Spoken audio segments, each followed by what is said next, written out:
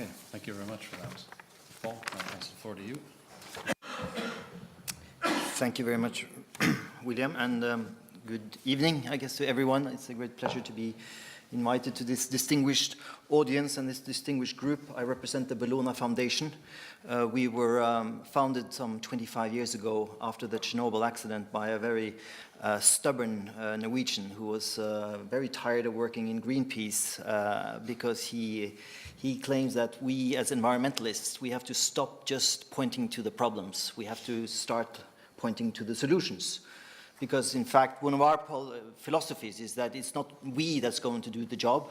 It is you, the industry, that's going to earn money on making good products that does not destroy the climate. Our mantra is clean energy for all. And I think we say you have to go green by black numbers. And this is particularly relevant now that we are in a stalemate in Durban, where we see that the United Nations conference on climate change is not really able to deliver for a variety of reasons. We can blame the Americans, we can blame the Chinese. They all have their very legitimate points of views, but going towards a consensus understanding is getting more and more difficult with so many nations. But I'm here to talk a little bit about what we do in Bellona and how we see the world and how we see some of the solutions that can be brought about. And I actually prepared a little PowerPoint presentation, which I now see that I...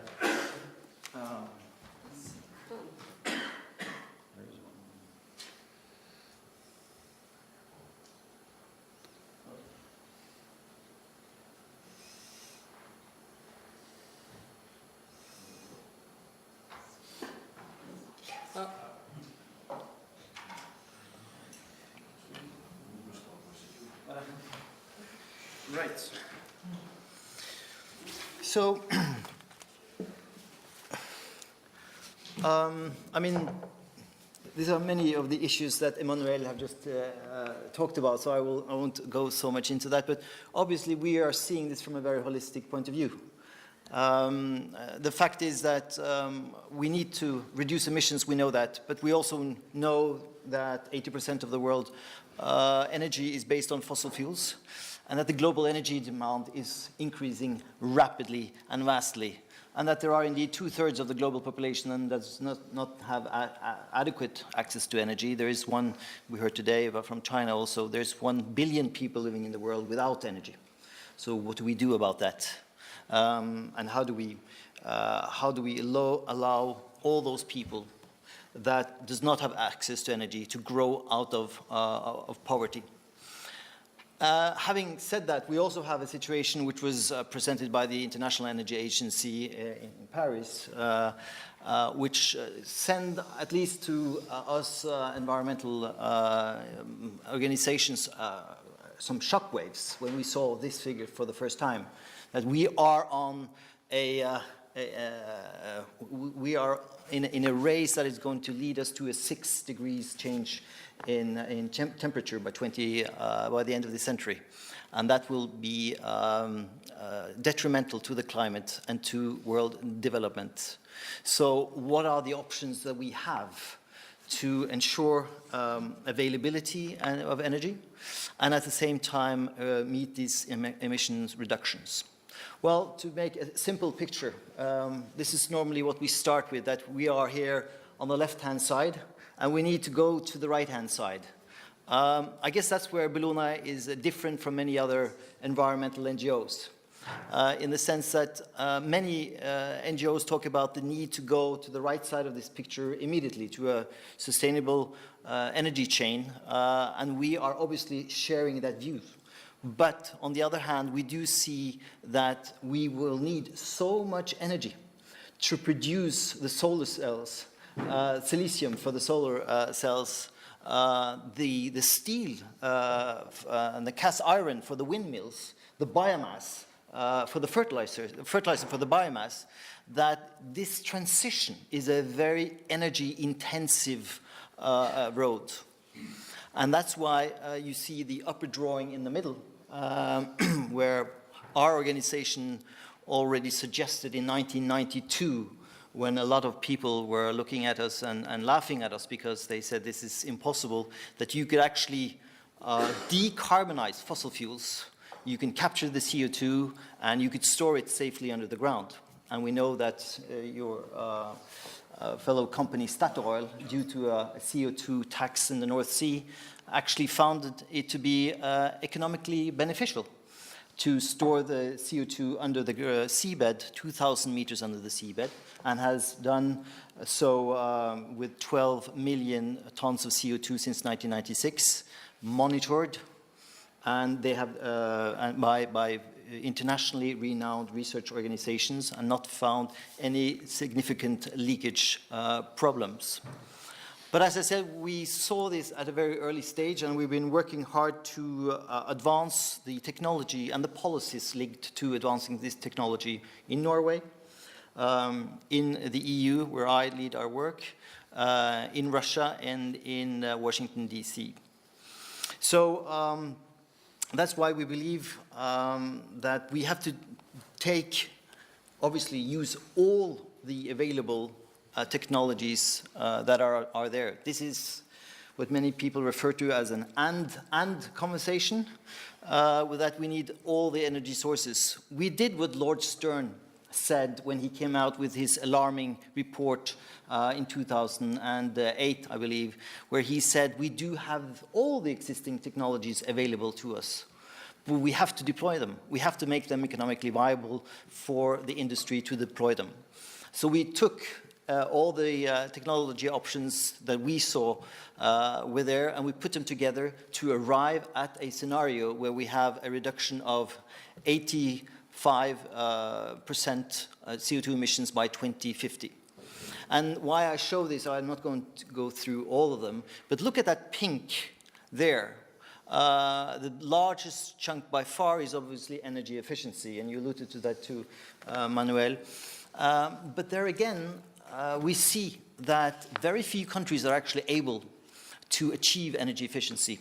When the IEA presented its report a fortnight ago on the energy outlook for 2011, Faik Birol said that all the countries that have put energy efficiency on top of their policy agenda, because it's the lowest hanging fruit, etc., no one has been able to prove or to show that they have gained in energy efficiency compared to the increase in demand.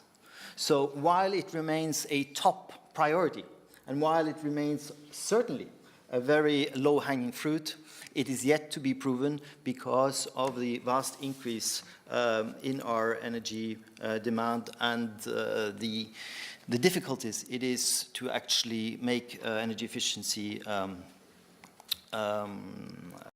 measures. The other thing I wanted to point out in this is obviously renewable is a large part, but here is the CCS part. And this is to use fossil fuels and with carbon capture and storage. And I will go back to that a little later on, because we believe that we need to move towards a situation where we go carbon negative, where we combine the sustainable growth of biomass, coal-fired first, but later on replacing fossil fuels, that can allow us to actually remove CO2 from the atmosphere. This is familiar to most of you maybe. This is the EU's decarbonization roadmap.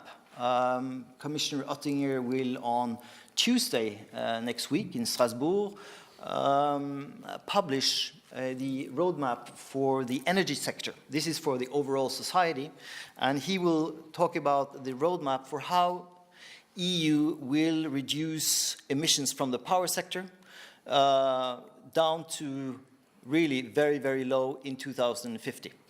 The EU is committed to reduce emissions from its power sector by 85% within the EU, without using the CERs and the mechanisms under the Kyoto Protocol, which we don't know if they will survive.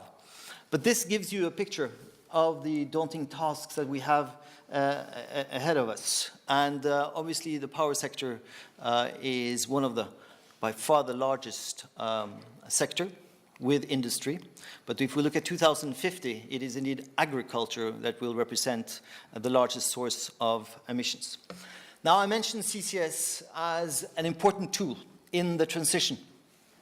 At least when we first talked about CCS, that was our mantra, was that CCS would be a bridging technology. How to get us from a fossil-based society to a truly renewable, sustainable energy chain. Well, CCS is receiving a lot of resistance. CCS is suffering from lack of public support, absolutely. And we are working very hard to change that paradigm, the angle, the way we look at CCS, not only focusing on power, because there is indeed a lot of new possibilities that CCS will allow us.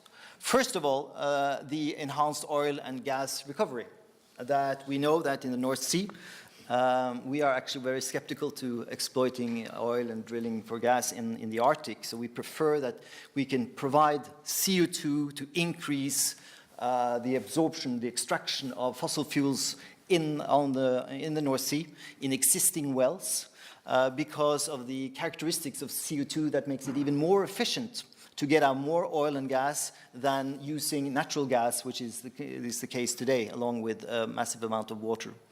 We also have the, imagine the coal bed methane recovery, which this picture points out.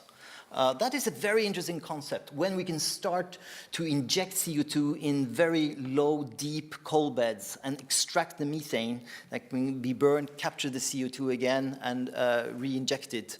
Then we can get access to a vast amount of new energy that is not currently calculated in today's energy overviews.